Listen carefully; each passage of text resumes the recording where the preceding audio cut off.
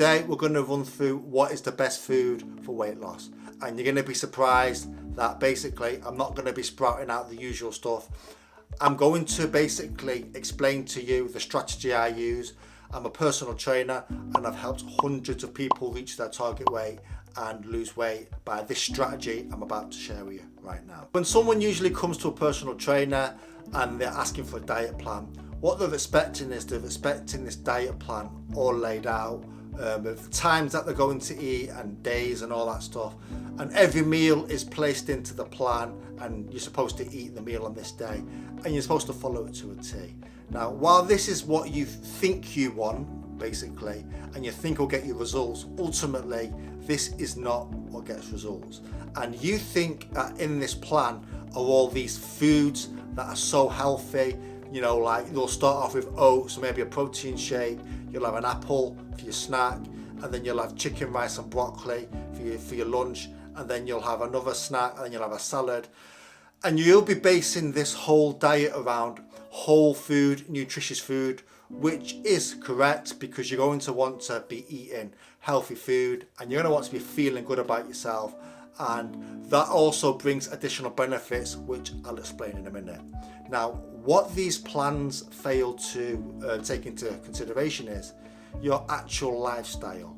Now, not everybody wants to have certain foods at certain times and have that specific thing. Usually your body will tell you kind of what it feels like at certain times. Once you understand that weight loss ultimately comes down to energy balance, calories in, calories out, you'll understand that basically it doesn't come down to necessarily the foods that you're eating, but the energy, the calories that you're eating. Now, this allows you to get a mix of healthy foods and a little bit of what you fancy. Now, this is what's going to work long term. Now, basically your healthy foods, they're going to make you feel good, they're going to fill you up, and they will also have a higher dietary thermogenesis, which is the thermic effect of food. And for things like protein, it takes your body like 20 to 30% to break down that protein. So that is extra calories burned, and basically also it's going to make you feel fuller for longer. And things like adding fiber into your food, so fiber, protein, that is going to make you feel full. It's going to help you hit those lower calories. So what a lot of these strict diet plans with all these foods you think will help you get into shape or lose the weight, they don't take into consideration is long-term results.